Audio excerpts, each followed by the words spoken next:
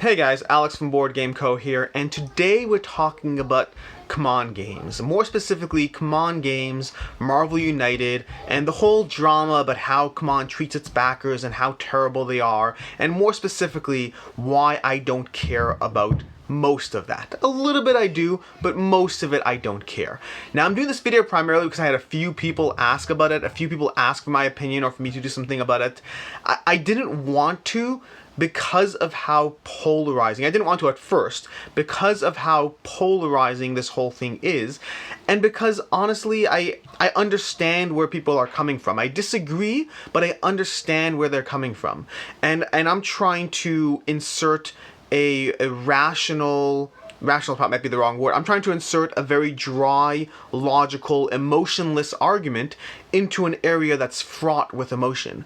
And that doesn't usually work out great, because I'll have a lot of people who see where I'm coming from or maybe agree with me, and that's fine, but I'll have a lot of people who I'm basically dealing with an emotional argument with a lack of any emotional argument.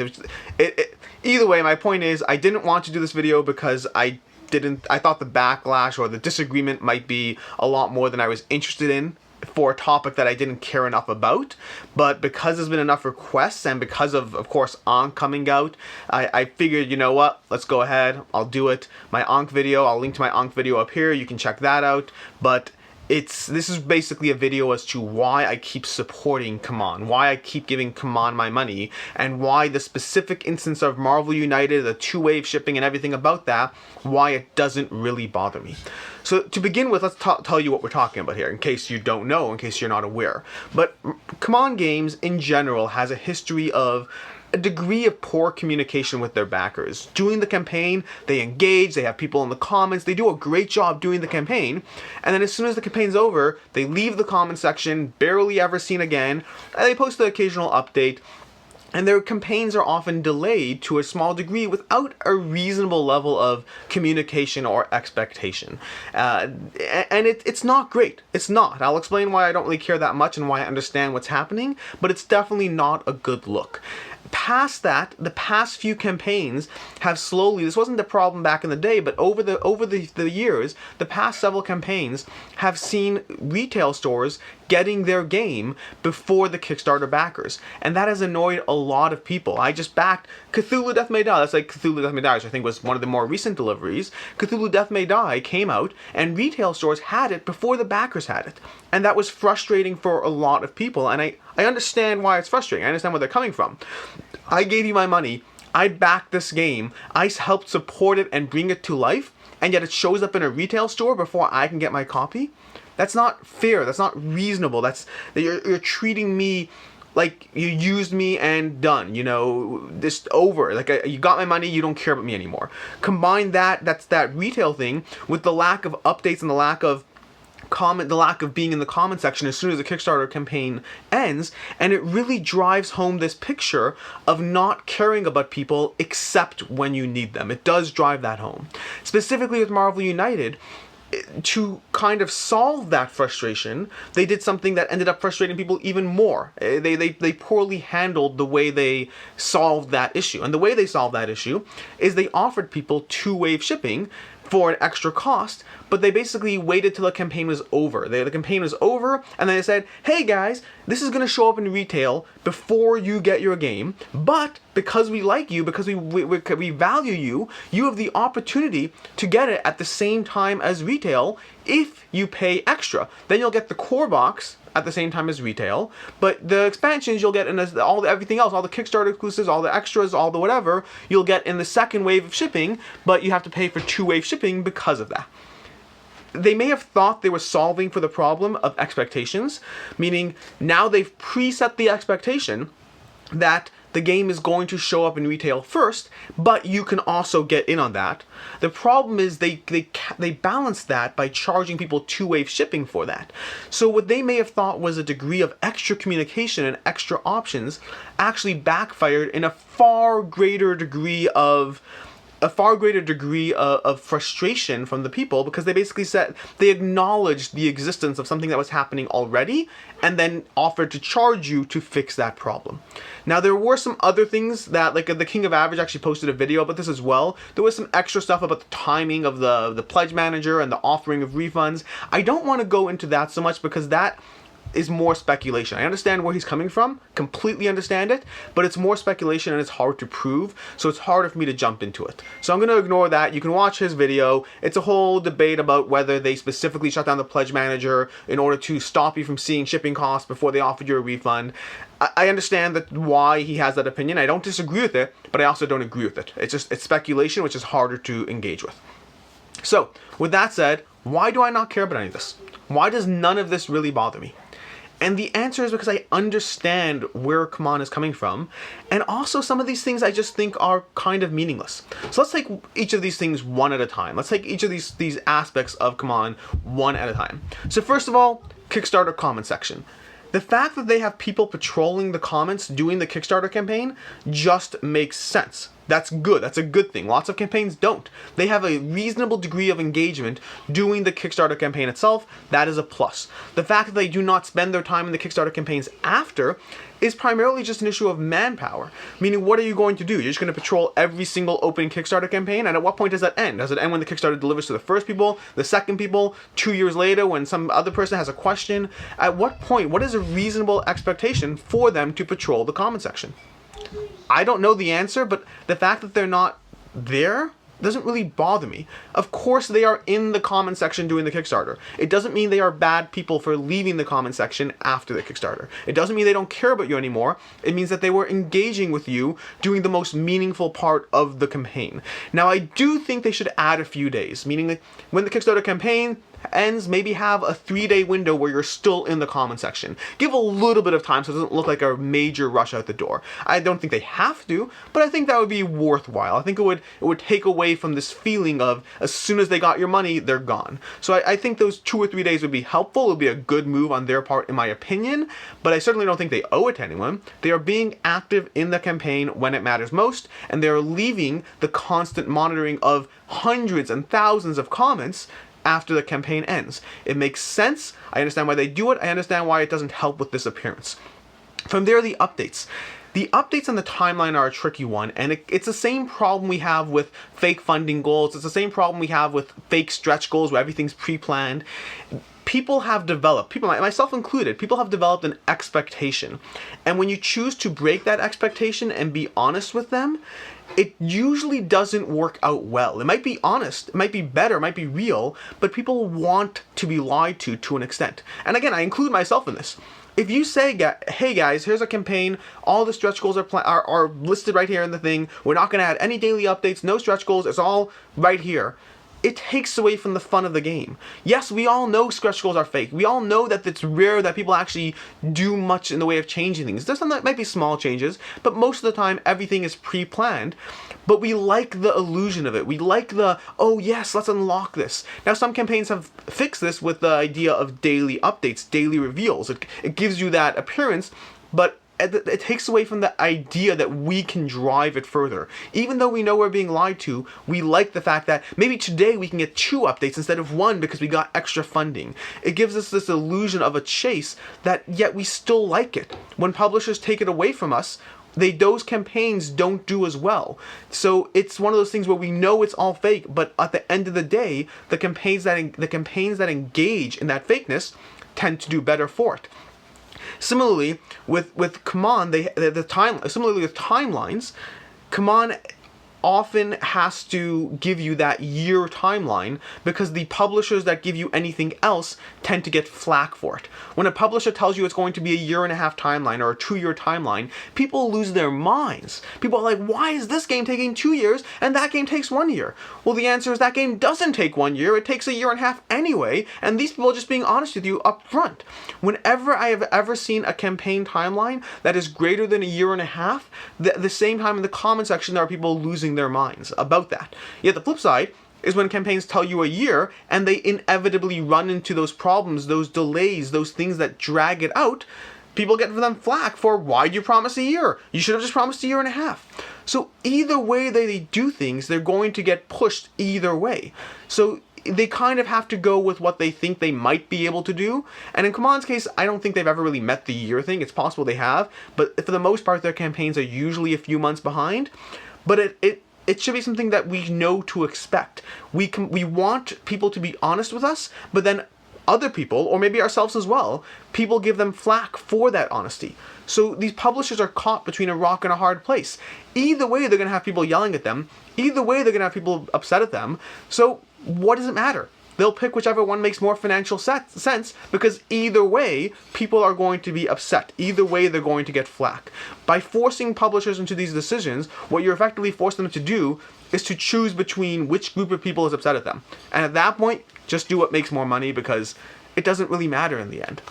So I understand the year timeline, I understand the delays. I also understand the lack of updates around the delays, because ultimately the updates aren't that meaningful. The updates really come down to the fact that people are constantly forced, all these Kickstarter creators are forced to promise these year timelines, when in reality a year timeline really means if everything goes perfectly, if playtesting goes perfectly, if production goes perfectly, if everything works out exactly the way it should, it'll be a year. In reality, things in life don't work out the way they should, but they're not allowed to budget for that in their timeline lest they get flack from other people. So what are you going to say in your update? Playtesting's taking longer than it should? The company, the production company got back to us with some figures and we went back and forth. There's only so many updates you can give about the delays before, again, this comes back to the dual people being upset at you. There's only so many updates you can give about the delays before you have just as many people upset about the updates as you had people upset about the lack of updates. So this degree of trying to give an occasional update but not that much makes sense. Either way, you're going to have people upset at you, so better just to keep your mouth shut and not bring it up. The lack of updates about delays is because either way you're going to have people upset at you, so it makes sense. And finally, only took 11 minutes to get here, 12 minutes to get here, Marvel United. In the case of Marvel United, I do think they did something wrong. I do. I think that, but I understand why they did it. I think that what they did wrong is they announced this two-wave shipping thing after the campaign instead of before the campaign. That is the only thing I think they did wrong. I understand why they did it, but they should have announced it beforehand. Now the fact that it's happening, I have zero problem with, and I'll get to that in a second. But the fact that what I think they did wrong is announcing it after instead of before.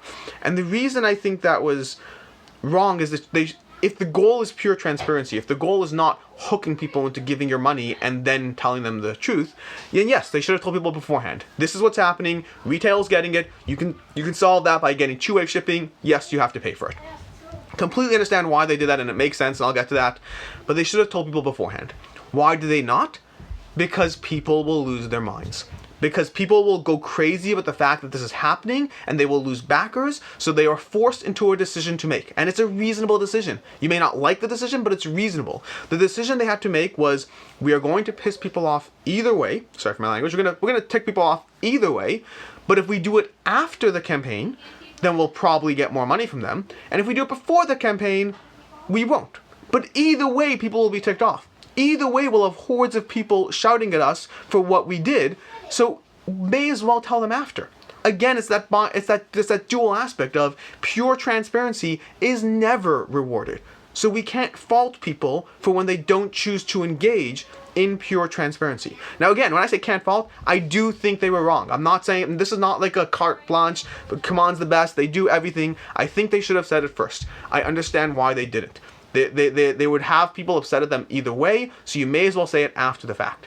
As far as why I don't actually think that the actual issue is a problem at all, it's because people who are upset that Cmon gives their games to retail first are trying to hurt Cmon to no benefit to themselves, which is, again, from an emotional stance, I understand why people want it, but from a practical stance, it makes no sense. You want to hurt Cmon with no benefit to yourself, and that's almost evil in its own right. whatever malice you want to attribute to Cmon, however much you want to say they are evil, they are terrible, they are the worst, the idea that you want to hurt other people even though you don't benefit, that is a form of evil in its own right. Now, I don't think it comes from evilness. I think it comes from an emotional aspect and not thinking it through.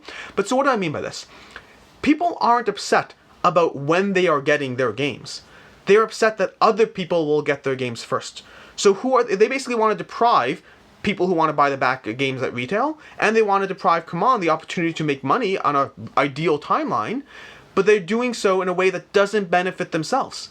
Meaning it's not that people are upset I'm getting my game late. If retail got it later, everyone would be cool with it. Everyone would be cool. I don't care my game is 2 months late, but at least I got it before retail. So you're just trying to deprive others to help yourself. Now, as far as not to help yourself, sorry. You're trying to deprive others to feel better about yourself, which makes no sense. It's an emotional aspect of why should I get the game later than other people? And the answer is because you're getting stretch goals. You're getting a different product than people. When a company offers a Kickstarter, I am hugely into the fact that they have to give you a reason to back. That reason could be cheaper, that reason could be getting the game sooner, or that reason could be giving you more stuff. Cmon already fulfills that by giving you more stuff. They give you a ton more content than anyone's going to get at retail. They're not giving you the same product, and that also has production realities associated. They can sit there and say, you know what, we'll delay production of retail, meaning even though the core game can be ready first for no reason not to be, let's delay that. Let's delay that and stop stores from getting it. Let's stop stores from making money off it. Let's stop other people from buying the game, and let's stop ourselves from making money in it just to make other people feel better.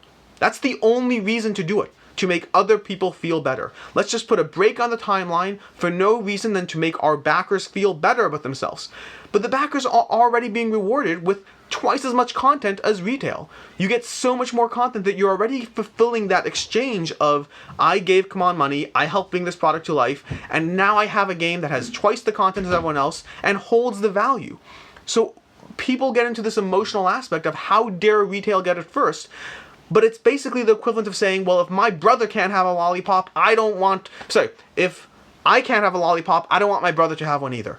Meaning it's no longer about whether you get a lollipop or not. Now it's about depriving your brother of it. Again, it's an emotional argument. I understand it. But the idea that Cmon is operating with real timelines, they have to make the product. They have to make the core game. Sure, they can make the stretch goals first, and then just hold them in a warehouse and then make the core game, or they can develop and test and create the core game and then make money off of it. Why should I fault Cmon for wanting to make money as long as they're not doing it in a way that's at my expense? You shouldn't be a victim. I'm not advocating to being a victim to all these companies. If a company is trying to take advantage of you by doing something unethical, by doing something immoral, by in some way profiting at my loss, then I understand that. But if their goal is to profit and it's not at my loss, why should I deprive them? Who cares how big they are, how small I am? What does it matter with corporate greed or whatever it is? If a company is trying to profit in a way that does not come at someone else's expense, what is the problem? You're just denying others because you're upset about the emotional aspect of, well, they're getting their copy first. Then you go out and buy it first as well or something. Don't back the Kickstarter. Don't. Buy it retail. You think that's the better deal? If you think retail's the better deal, stop backing the Kickstarter and just buy the retail copy. You and I know full well that retail is not the better deal. The Kickstarter is the significantly better deal. They get their copy, they paid $80, they got 6 heroes, and they get it 2 months earlier than me. Meanwhile, I paid an extra $20 and I got 50 heroes and 14 extra villains and 3 modifications with map tiles and this and that. If you think the retail customer is getting a better deal, stop backing their Kickstarters and buy it at retail. In reality, you and I both know that it's not the better deal, but you want both. You want to get it before other people, but to be specific, not just before other people, you want to ensure others don't get it before you, and you want more content. Which, it's fine to want things, but you're just hurting others to no benefit to yourself, and that is... It's an emotional argument. It's an emotional argument that doesn't hold up under the facts. This is why I'm not upset at Cmon. I do think Cmon engages in a general practice of trying to get your money and trying to take the path of least whatever to get there. but I don't think they really do our backers a disservice. I don't think leaving the comment section is a big deal. I understand the timelines they promise and don't deliver on. I don't agree with it, but I understand when we as consumers force companies into choosing between two versions of being upset, then it is what it is. I understand it. I understand the lack of updates around it, because what are you going to say? And either way, you're going to upset people. And I understand why they want to get their game to retail without honoring this imaginary deal with Kickstarter backers that they will get it first. I understand all that. I think they should have said it first. I think they should have announced it before the Kickstarter. But again, I understand why they didn't. Because people would be just as upset. People are going to argue and be upset and be angry with them either way. So why do that? As far as the option, yes, they're basically saying, hey guys, you can have your retail copy if you pay the extra shipping. Because you're saying you want it 2 months before the other guy, but then we'll have to ship it twice to you. That cost has to be accounted for somewhere. Companies are not, I mean, if you think Cmon is making tons and tons of money and are just purely ripping us off, fine, be upset. I think when you back a Cmon Kickstarter, you get a good game, you get a good deal, and they hold their value. I think I am getting the better deal, even though I got it 2 months later. And by the way, I'm not paying for two-way shipping. I got plenty of games. I'm totally fine. I don't need the game that earlier. I will wait. I'll get it 2 months later, but I will have a ton more stuff compared to that guy who got it 2 months earlier than me. That's my opinion on Cmon. That's why I'm not upset about this whole Marvel United thing.